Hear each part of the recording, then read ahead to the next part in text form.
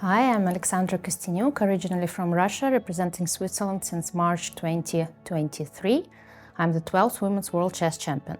I've been playing chess since the age of 5, so more than 30 years now. And my father taught me to play chess. I don't have like a very strong memory to recall everything about 10 years or 12 years ago. The most memorable win for me is the recent one, but I've been very fortunate to have like very big victories in the last 2 years. In February 2023, I won a very strong Grand Prix tournament in Munich, and then 2021 was a dream come true year for me, when I won the Women's World Cup, and I became the Women's World Rapid Champion, and I also played very well in Blitz, so it was something special for me. 2021 up to the moment, I think, is like my best year so far. I think I've tried to answer this question so many times that during the pandemics, when there were not so many tournaments, I wrote a whole article trying to explain, why there is such a gap between men and women. Because, well, chess is a sport, but it's an intellectual kind of sport, right? So why women are playing so weaker? I mean, in terms of the rating, if we look at the rating list, and it's like the overall rating, women, like top women, they are rated 200 points or even more lower than the top men. Definitely some explanations, and I think it's a combination of things. Historical and social, chess used to be considered almost as a man's game. So women started playing chess only in the 20th century. And then closer to the end of the 20th century, there were some women who took it quite professionally. But still, like, the society and the prejudice toward being a professional women's chess player was such high, and it's quite high nowadays. I mean, when girls start playing chess, nobody considers them as being possible to get to the very top.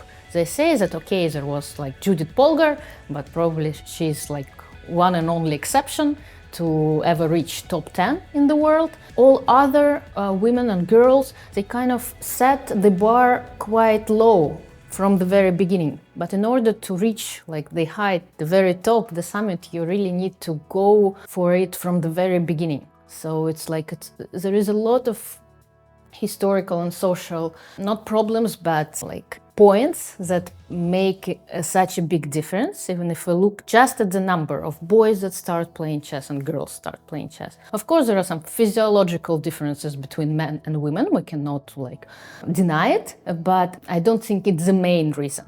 But somehow, okay, well, just tendency, we see fewer women, not only in chess, but in other intellectual activities. Not because women are not smart enough, but it's just because harder for them in many situations to overcome those obstacles.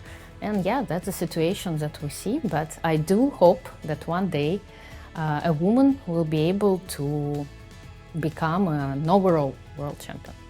I believe quite a lot. It's not a mathematical task, right? Or example, a chess game is much more complicated than that. It's a battle of two human beings with their positive and negative sides. And sometimes it's more important to find not the best move in the position, but the move that will lead to your opponent making mistakes. So sometimes in this imperfect game can be the key to a perfect result. Well, it's intuition mostly, right? Sometimes chess is a game of taking decisions, right? You calculate lines, you evaluate positions that might arise in those lines, and according to your calculations, your experience, your intuition, many factors, including the fact that there is a human being playing against you, you make your choice. And this choice may be not the best, if we compare it with the computer, but it may be the one that will bring you success. So it's definitely a psychological game, and that's what I enjoy the most in chess. I've never liked and I've never really played against a computer, because for me, I mean, chess is not about that. Chess is about competing with another human being, again, with our mistakes and with our strong and weak qualities, but with another human being. Well, it's a very nice myth. I don't want to ruin it. People consider chess players to be smart, so let's leave it this way, although I don't think that's the case. Tons and tons of possibilities nowadays to boost your chess IQ. You can do it via different apps online, like in a regular chess club, so you can train 24/7. And that's what makes today's chess world so different to the chess world where I was growing into, because there are so many opportunities. You can study and study and study, non-stop study. We consider, of course, brain is not a muscle, but we can draw such an analogy that, okay, let's consider brain to be a muscle, and in order to muscle to perform well, you need to work on it all the time, every single day, and that's how it works. Patience, nerves, being able to handle stress, and of course, fast reaction. Under stress or without stress, you're trying to make the best move every single time. How do you cope with your nerves, and whether you're able to do so, it's another question, but that's one of the goals, to be able to handle the emotions, the nerves and the stress, and proceed nevertheless. Usually I'm a very attacking chess player. I go all in and forward all the time. Sometimes I wish I could play safer chess, but that's not really what I'm able to do. So usually my chess is about fire and sacrifices and blitz. If you add up blitz and shorter time controls, it's definitely a chaos. I think if I'm motivated, if I set up a goal for myself, then I will do whatever that's in my power to achieve it. So I'm an achiever.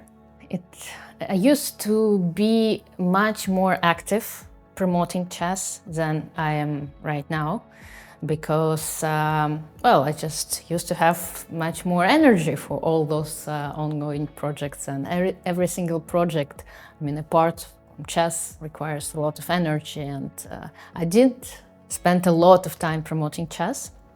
But now, since, my energy level is a little bit lower than it used to be, if I need to choose, I pick chess. I spend more time with my family, and chess, that's what makes the most of my time right now. But yeah, I used to be quite active promoting chess in the world, around the world, with a lot of simuls, books, lectures, and I think I was one of the first one to start a podcast and to start my YouTube page. When you check the year it was created, it was 2006 or something, a very long time ago. So one of the first bloggers and streamers in chess as well. Well, it was also, the fact that I played this role was why chess, because the director of this movie was a big chess fan. He passed away a few years ago. The movie name was Bless the Woman.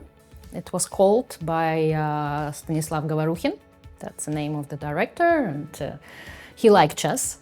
And that's how we met. I was giving a simul, and he was looking for an actress for one of the roles. It was a role, I was like a daughter of the best friend of the main heroine, of the main actress of the movie. So it's quite not a very big significant role, but still a few things with very famous actor and actresses in Russia.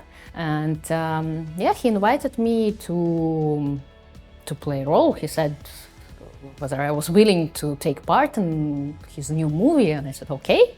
And he said, okay, somebody will contact you, and I thought that it was just words, but indeed his assistant contacted me several days after that and invited me for trial, so it's called, and Yeah, and in the end, I played the role. I said that chess is like 24/7 nowadays.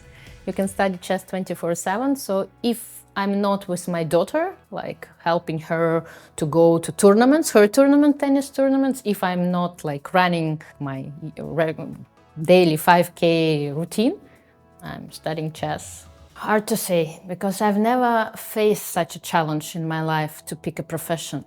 I was given one from a very early age. I've been playing chess, and I've never. It's like my daughter. I'm watching her now, and she is on the verge of choosing like a direction in the university and where to go, and it's so hard. Because how can you say, okay, there are some people who say immediately, I want to be, I don't know, a pilot or someone, a mathematician or a scientist. But for most of others, it's so difficult to choose. It's just a question of coincidence. And if we just talk generally, I would love to feel that my profession, not play chess, would help people somehow. But again, it can be via science, or it can be via sociological, some studies. I don't know. You just want to be helpful in a way.